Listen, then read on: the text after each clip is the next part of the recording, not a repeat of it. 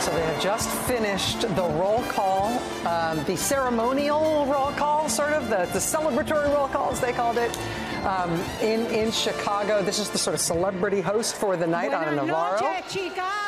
Lawrence, watching that roll call, it was a lot of fun. It was. I don't think any state had more fun than Georgia did with Lil Jon.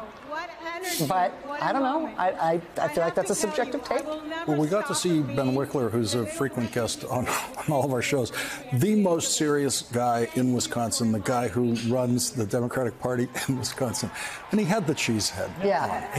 I mean, it's heartening. You know, we know you're from Wisconsin. You don't have to put the cheese head on. But everyone except the governor. But boy, this was, as flawlessly organized as you could imagine. But you know, just to step back a little bit, if you go back a couple of months ago to the people, even before the debate, who were urging Joe Biden to step out of the race and have an open convention, you wouldn't have a nominee.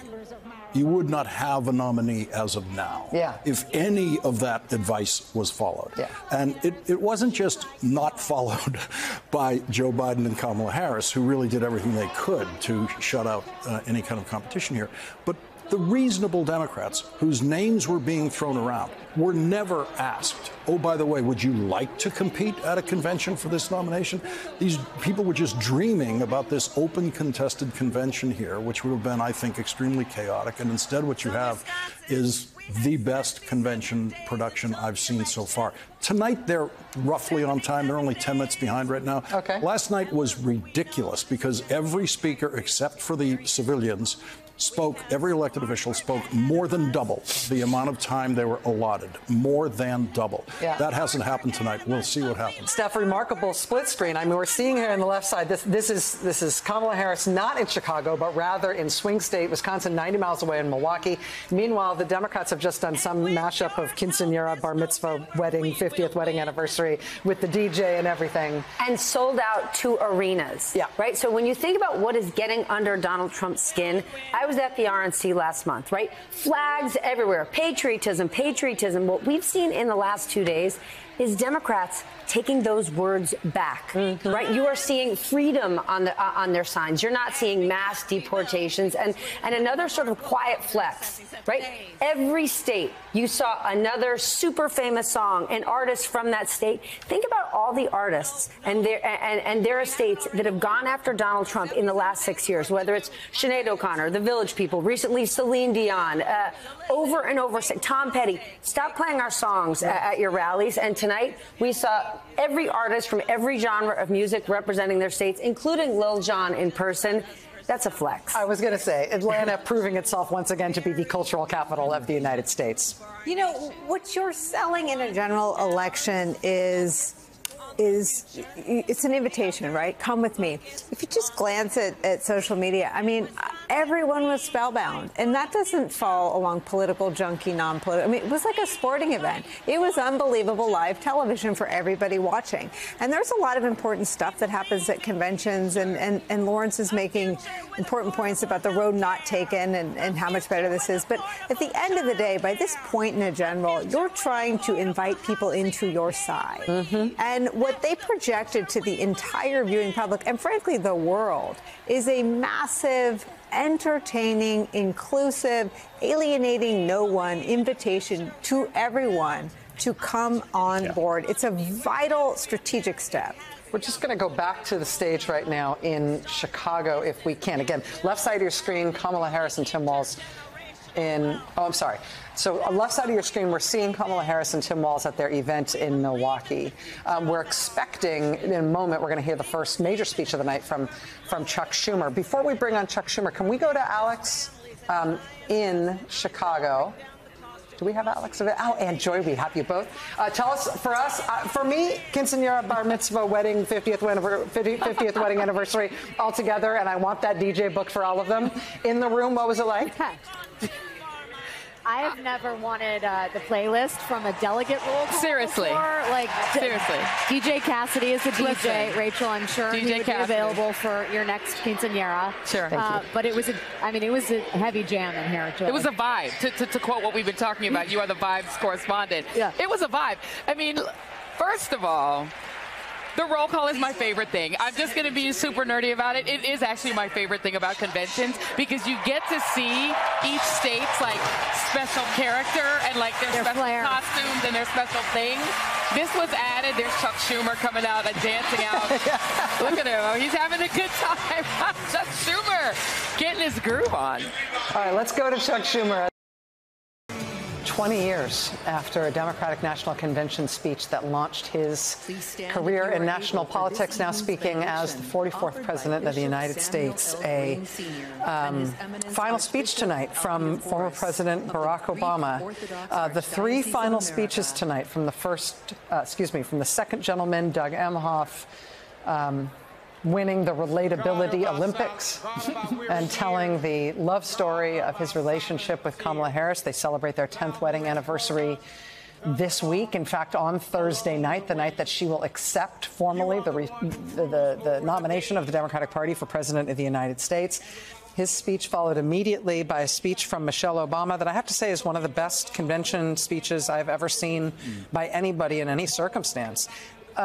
Not just because she's good at giving a speech, but because it was subtle and deep and thought-provoking and surprising.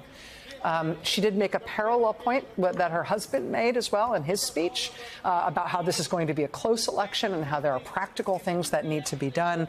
But her speech, speaking from a place, both a practical and very heartfelt place about what it is to be a person in politics, what it is to be a person in politics when you feel like you've got the momentum, but also when it feels like the momentum's gone, and when there's despair around your prospects, and when you make mistakes, and what people need to do to shore you up in that moment.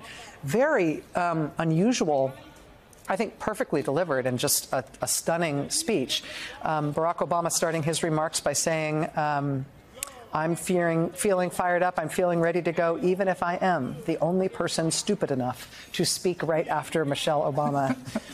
He then gave a great speech that began with a long, detailed ode to his vice president, Joe Biden, calling that decision to choose Biden as his running mate one of the best decisions he ever made, and then going on in detail about the accomplishments of Biden's own presidency before moving on to talk about not just the necessity of electing Kamala Harris, but again, a subtle, deep, original, interesting take on the things that divide us as Americans, not just politically, but culturally. Talking about our atomized existences in the culture that we have right now, and how the enthusiasm around this campaign right now can be one of the ways that we can feel confident that we can come together in common purpose. Deep, interesting speeches from both Mr. and Mrs. Obama, and something fun and original and great and moving from Doug Emhoff. Lawrence. Yeah, I feel like I know Doug Emhoff. He's actually kind of a neighbor of mine in Los Angeles. I see him at the coffee joint once in a while with his little Secret Service detail following him. But I learned more about him in a speech. And I can't say that about anyone else I actually know who gives speeches. I just learned more about him in that speech than anything I've picked up over the years of listening to him privately. And it's such a unique spot. First person in history to be in this spot. First man. Yeah. Second gentleman on his way to being first gentleman, no doubt. And what he has made of that role is a model. By the way, it's a model for spouses of people in power. He was a high-powered member of a law firm, global law firm, working on the entertainment side. Absolutely no conceivable intersection with government. He quit that job and every penny of that income to take a teaching job because he didn't want the slightest possible interpretation of conflict of interest, because he was with a law firm that might, in some other office of that law firm, cross into a government situation that could be deemed a conflict of interest. I only wish that other spouses in these situations, male and female spouses, would do this. We have a wife of the Chief Justice of the Supreme Court who still works for major law firms in America, taking millions upon millions of dollars a year from major law firms in America, while her husband serves as Chief Justice. So Doug Emhoff is the great example of that. Michelle Obama's speech didn't need to carry any of the governing specifics that Barack Obama's speech had to carry. So hers got to be shorter. It got to go straight to the heart and the mind. It got to insist to every voter that you need every vote, that you can't quibble over some slight difference you might have with this candidate. If you find this candidate to be imperfect, but fundamentally on your side, she called it foolishness to even hesitate about supporting eagerly this candidate. And acting now, talking about the time is short and what needs to be done now. And then Barack Obama, who does have the most difficult job in politics, which is following Michelle Obama on a stage. There's nothing harder to do, but it's the way we met him. We met him 20 years ago in exactly this context on a convention stage in Boston, and he has been the star of every convention stage he's appeared on since. He has done the impossible every time because he's been great every time and then finds a way to be great again that's different from the last time you saw him be great doing this. He and Michelle Obama went directly at Donald Trump, which I know we're going to hear from an enraged Donald Trump about. But then there were these lines where it had nothing to do with Trump, it seems, except you can't get Trump out of your mind. When Barack Obama says, our fellow citizens deserve the same grace we hope they'll extend to us when we have disagreements. Every previous Republican nominee of my lifetime was capable of saying that sentence in a speech, reading it if someone wrote it for him, and doing it. Donald Trump's the only person that when you see those words, you understand he doesn't know what they mean. He couldn't say them. He doesn't know what they mean. Talking about the joy that his mother-in-law had just being at the kitchen table with family. Donald Trump doesn't know what that means. All those lines that were about the world that Barack Obama thinks we all should live in and that we all appreciate, every one of those lines is alien to everything about Donald Trump. I want to have our colleagues in Chicago join us. Joy and Alex were there watching on site and in situ. Tell us what you guys thought. Those were three sort of final speeches that all crescendoed toward the final three, each of which I thought was pretty great. How did it feel in the room? I got to say, I want to talk about Barack Obama first, just because I was really struck. We've talked a lot about, as Lawrence said, the fact that he first appeared on the national radar at a convention hall 20 years ago. And it really felt like this, what we heard from him tonight was kind of, if there's a diptych of the classic Obama speech, this is the second half of a speech from a man who talked most famously about there is no red America, there is no blue America, there is the United States of America. And then had to watch as some of the landmark achievements of his presidency were the attempted dismantling of that by Donald Trump. And it's clear that he's been thinking a lot about what kind of America we really are. And I am sure that the Trump years were very difficult for him, not just as a president, but as a person who fundamentally believes in the goodness and the hope and the optimism that is part of the American project. And it really felt to me, watching him and listening to him tonight, that he looks at the Harris candidacy and the potential Harris presidency as an affirmation of everything he believes America is about. And there's this line at the end of his remarks where he says, I believe that's what we yearn for, a return to an America where we work together and look out for each other, a restoration of what Lincoln called, on the eve of civil war, our bonds of affection. We have thought of this country as hopelessly divided, and I think Obama recognizes it as divided, which is why he invokes the Civil War, but that he still believes that our better angels exist, and that Kamala Harris and her candidacy and her ascension is a manifestation of that. I thought it was a deeply, deeply thoughtful speech at a really critical time, not just for Democrats, but for Americans who have questioned who we are and where we're coming from, and most urgently, where we're going. Yeah, it's very well put, Alex. And I just think, just to take a sort of meta view of what you're saying, part of what the message here was depth and originality and thoughtfulness is okay. That everything doesn't have to be a slogan and a soundbite, and there's places for those, but there's also place for deeply reasoned, nuanced, surprising, subtle argument, and that itself is a statement for the kind of cultural impact that you're talking about. Joy, what did you think?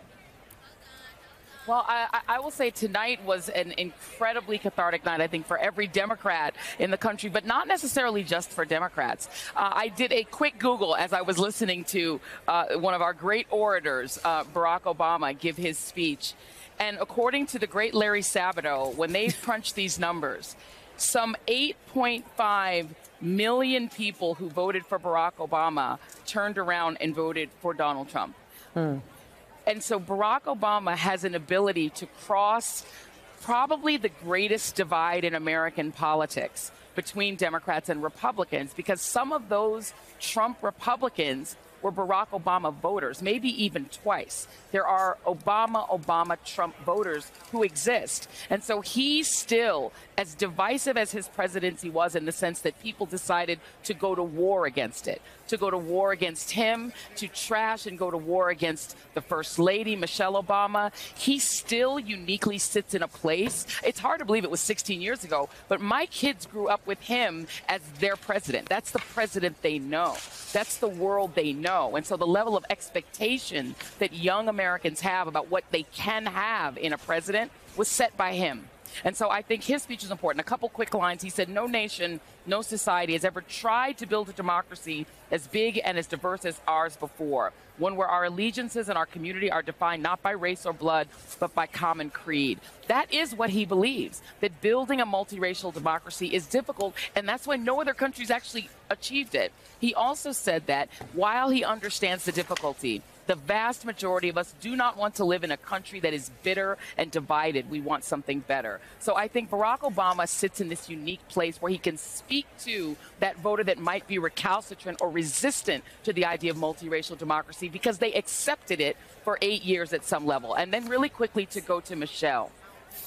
Michelle Obama was a tour de force tonight. We were talking about this before, Alex and I, that one of the things people often forget is that as talented and brilliant as Barack Obama is as an orator, Michelle Obama is his equal, and every so often, sometimes even better.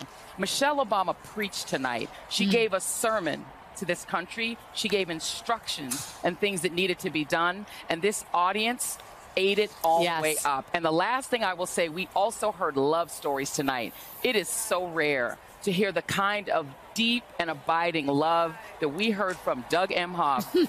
Dougie loves Kamala, and we got that full on. And we can also see that Barack loves Michelle, and they both loved her mom. That love and that joy, this room lit up with it, and it is the reason that they're doing so well on this Democratic side, because they're bringing the love and the joy and the family connection that we lacked at that other convention. Yeah, it is it's very good. You know, it's a really good point, and it feels like not a bookend, but a companion to the "We love you, Joe. We love Joe. We love Joe." The outpouring of love last night for President Biden on night one, and then to have those love stories talked about on night two, it does feel like companion pieces. Now, speaking of love, I was sitting next to Simone Sanders, former senior staffer to Kamala Harris, who was watching the Doug Emhoff speech, and I thought you, Simone Sanders Townsend, were going to crawl out of your skin. I thought you were going to leave your body. You were so enthused by that speech. I just, because this is not what Doug Emhoff signed up to do when he went to law school, right? He did not have this on his bingo card. And I remember right after the inauguration in 2020, and the second gentleman then and the vice president, they were going to have to walk up these stairs and do something. And as they were about to walk up, the second gentleman was about to walk right with the vice president. I'm like, no, sir, you don't. I have to. It's like, somebody tell the staff that no one briefed the second gentleman. He's like, to see him standing on that stage tonight, he was fully in his moment. He was standing there, and oftentimes you talk about spouses supporting their partner who's in a powerful position, and I frankly sometimes think we talk about it in a place of that it comes from a place of weakness. And Doug Emhoff is a strong person. He is a strong man who is self-assured, someone who the vice president leans on for advice. He is somebody, if you really want to understand what is going on or how to maybe get your point across better, ask the second gentleman, because he is the best possible counsel. And so to see him standing up there tonight as an example for so many people across the country, because Doug Emhoff's family looks like a lot of families. I am in a blended family. Right? I have a son. I am a stepmother, but I have a son. You know, so I just thought it was amazing for America to see that. Michelle LaVaughn Robinson Obama from the south side of Chicago, honey, was on that stage tonight. And yes, she preached, but frankly, I think that she was fed up. She was fed up with Trump. That's why in 2016, she went low. You know, 2020, when they go low, 2016, when they go low, we go high. Today, she looked him dead in the face and gave America instructions. It was what people needed to hear. Barack Obama, I just thought it was so striking to think about how he started in a convention hall, as we all know, and he gave a speech about red and blue, and it's was so striking to have him update it to the algorithms, to the MAGA divisions, to those attacks. He really spoke a bit about you build a wall, then you feel lonely. Yeah. And then he applied that to Kamala Harris and basically said, in so many words, that she is the rightful successor to the Obama-Biden era. And that was so powerful, and I think will be heard well outside of the hall. And through the kind of politics that Kamala Harris is promising, we can come together as a country. We can do something together. We can reinstate those bonds. Chris? My favorite moment was when Michelle Obama talked about mistakes. Yeah. Because when you're talking about this sort of subtlety, it's like it's like a weird elephant in the room. Like she said they're going to make mistakes. It's like no one says something like that in the convention. Everything is sort of like, we're going to kill it and it's great. And it's like, yeah, they're people. They are still only human. They're not perfect. Like all of us, they will make mistakes. Luckily, though, this is not just on them. And that to me was like a very profound point, and also a profound point about democracy, which is it's just people all the way down. And on the other side, the weird AI-generated images of this bizarre kind of God King figure in Donald Trump. And, like, it's just people. And the people up on the stage, and the people in the hall, and the people out in the country. It's just people all the way down in all of their, like, flaws and all of their hope and all their aspirations. And I thought she just captured that incredibly beautifully. But the people who didn't speak at the RNC, a former VP, a former First Lady, a former Second Lady, any former president or a former chief of staff. So when you talk about the human connection, we saw that connection in the last 2 nights. And my biggest takeaway has nothing to do with politics. Doug Emhoff up there as the second gentleman. We keep saying, oh, we judge men in that position. We as a society, as a culture, haven't decided what to do with the male spouses of powerful women. He was extraordinary, and it just was this unbelievable reminder to our daughters and sons, we might have a black female president. And it doesn't matter what your politics are, in the scope of you got to see it to be it. That's just extraordinary for this country. I also got to say, it's a huge thing for wife guys everywhere. To see Doug Emhoff. I say that like sort of tongue-in-cheek, but like it really is true. It is a beautiful thing. He loves his wife, and he loves talking about her, and he thinks the world of her, and it's just a great thing to see. We've also just had like 2 phenomenal First Lady speeches. I mean, talking about last night Hillary Clinton was very good and was a presidential candidate in her own right and everything. I really think this Michelle Obama speech was something special, but in part just because of how well it was done, but also some of the stuff that you're talking about, Chris, in terms of the human level. Unfortunately, we know what comes next. We know folks are going to do everything they can to distort her, meaning Kamala Harris's truth. My husband and I sadly know a little something about this. For years, Donald Trump did everything in his power to try to make people fear us. His limited and narrow view of the world made him feel threatened by the existence of 2 hardworking, highly educated, successful people who also happen to be black. Who's going to tell him that the job he's currently seeking might just be one of those black jobs? In that moment, when you left your body, because I was sitting here next to you, it was an incredibly well-delivered political punch, and also coming from a place of pain. Really Which is inviting our empathy and showing her vulnerability in a way that makes you see one another as human beings. They're both showing it and saying it. It's very powerful stuff. Extremely powerful. I was in the hall in 2004, and of course, Barack Obama, there was buzz in Democratic circles, but not every delegate knew necessarily what course he would be on. Not every person in that hall until he took the stage. And he gave a speech that I think more so than certainly most speeches outside of maybe inaugurals that us nerds focus on, a speech that is remembered not only for its energy, which it had, but for its substance. That he drew on his tradition, his family background, a story of diversity, a story, by the way, also of migration and America's tradition in its best sense of welcoming immigrants who then become, of course, full American families that go on to lead our country, not putting that in some asterisk or side capsule. And he drew on all that while also being inclusive in ways that you and I and others were discussing last night, that the Harris campaign has set that tone.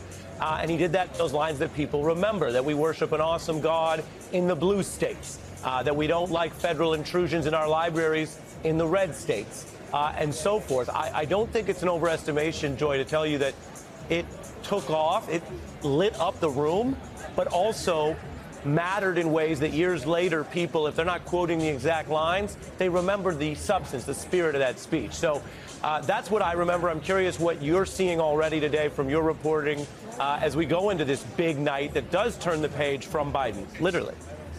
Yeah, absolutely. And just to comment on that, because that was the time when I had gotten out of the news business and was in the campaign world working for, and as a matter of fact, I had taken the Wellstone Action Network training that Governor Walz took too when he decided to run for office after being a high school teacher.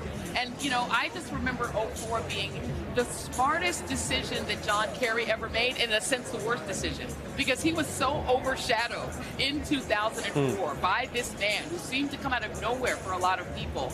And that was the speech after which Oprah Winfrey declared Barack Obama to be the one. Remember that? He was the one. And I think people started anticipating that he would eventually run for president. And whatever doubts people had that that black man who was named Barack Hussein Obama could be president, I think they were erased in that night. I am also looking to this speech because we all understand and have come to understand that Barack Obama is one of the great orators of our time.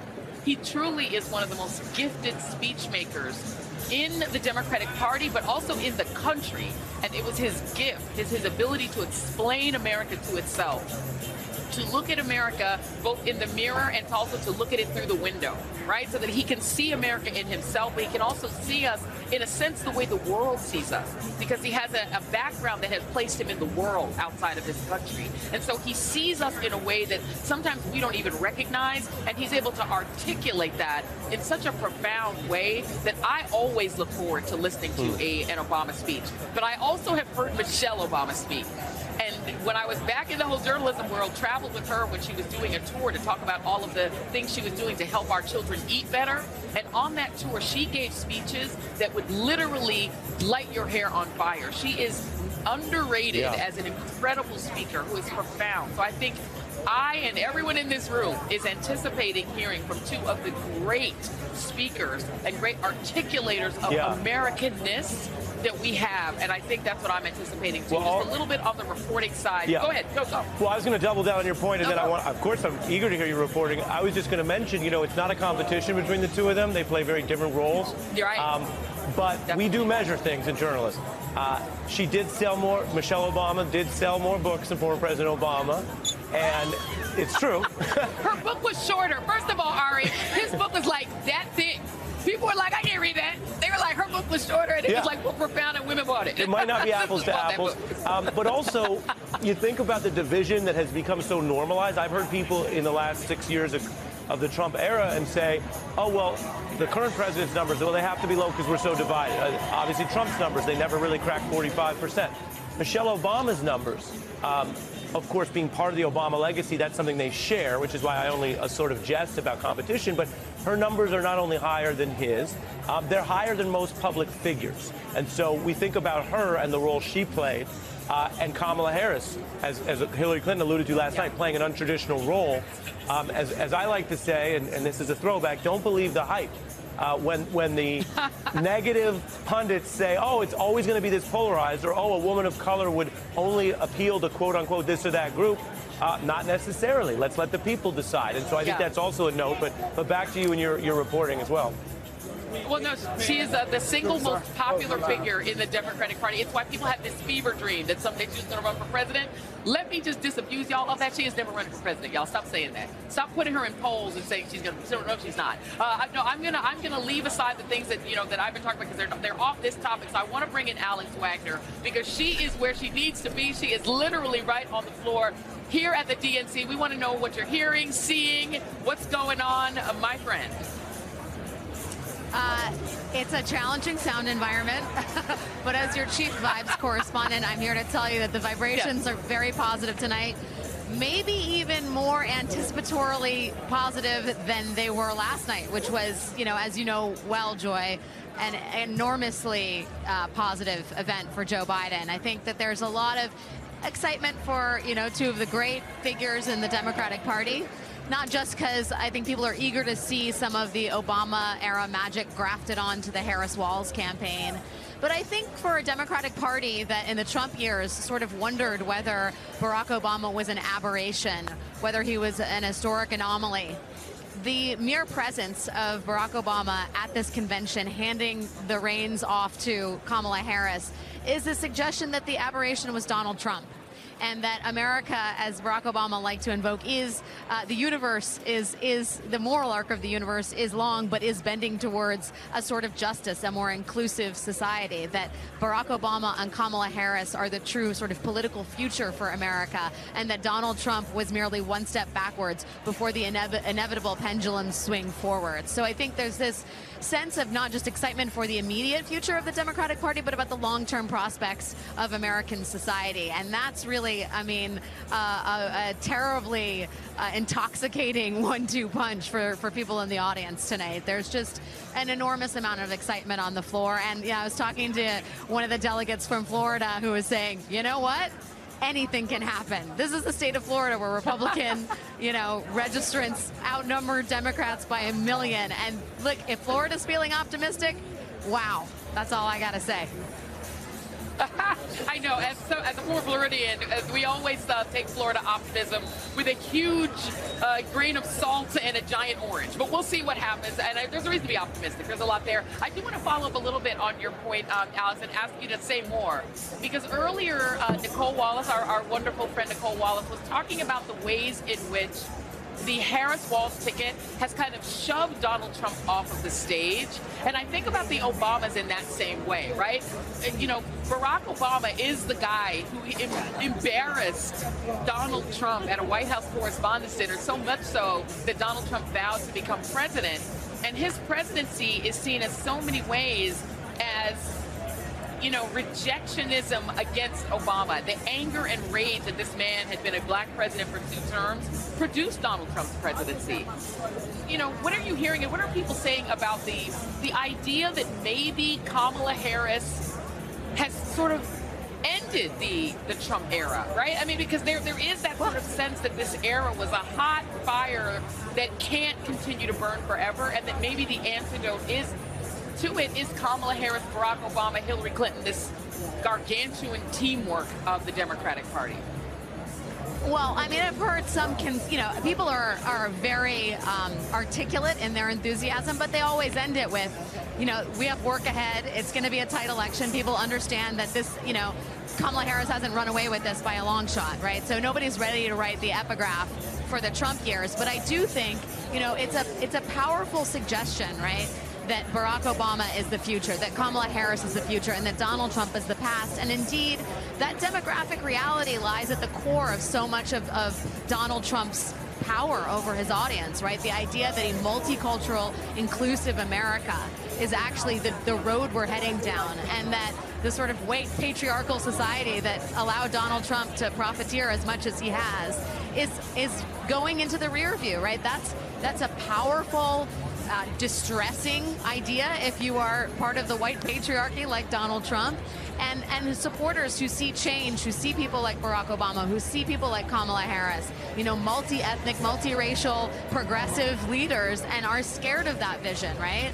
The idea that this might be the norm, and that Trumpism and MAGAism are the things of yesterday rearing their heads for one last gasp, man, that's powerful stuff. And I think, one of the great things about the way Kamala Harris and Barack Obama have handled this is they don't they don't sort of allude to that reality with fear or with triumphalism, but they say we can all be part of the future no matter what the color of our skin is. And I think indeed tonight it's going to be that classic Obama. I'm not sure that he's going to say there is no red America, there is no blue America, there's only the United States of America, but I think that idea that we're all in it together, that ism is going to be something we hear about, because Kamala Harris is a direct manifestation of that, and their friendship was forged over that reality. My name is DJ Cassidy, and I'd like to welcome you all to the Democratic National Convention Roll Call!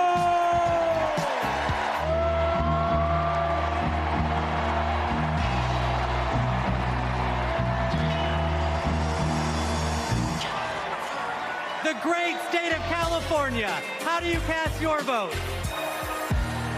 Georgia, how do you cast your vote?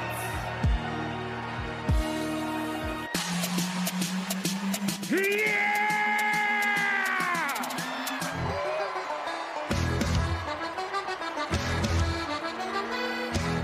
The Commonwealth of Massachusetts.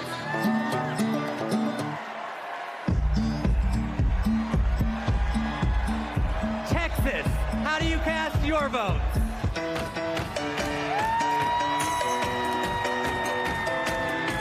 Are you ready?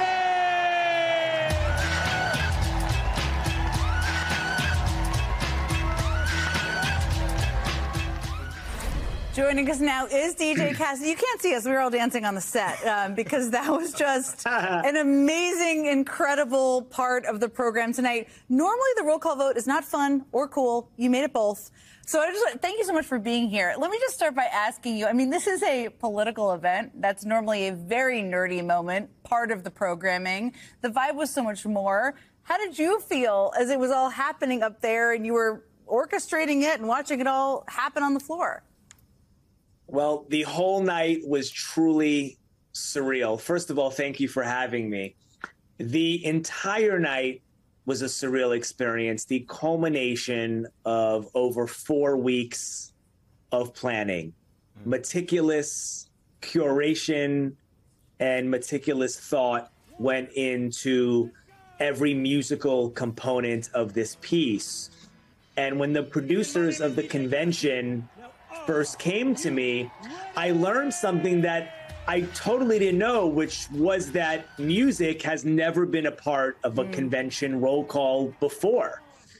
And they said, you're going to be the first musical maestro of a convention roll call. And that's something that I really had to wrap my mind around. And sitting here in my hotel room watching you play back those clips that I've been working on for weeks up until this morning in this chair at this desk is a very emotional feeling.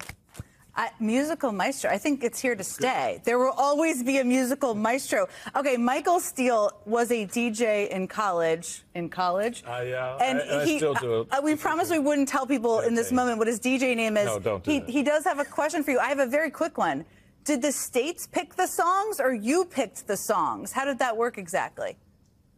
I proposed every song, and I have to say it was very collaborative between myself, the producers of the convention, and the states. And it was very important to me from the very beginning that the songs had special meaning to the states. And that didn't just mean the obvious, like Jay-Z and Alicia Keys' Empire State of Mind, but songs could have meaning in many different ways. And they did have meaning in all different ways. And it was very important, essential to me that the states felt a bond with the music. So I acted as the set-off point, the source of inspiration to this music. And it was very collaborative over the last month, really. And again, it was just such a electric feeling in the arena to see it and hear it all come to life. And at the end of the day,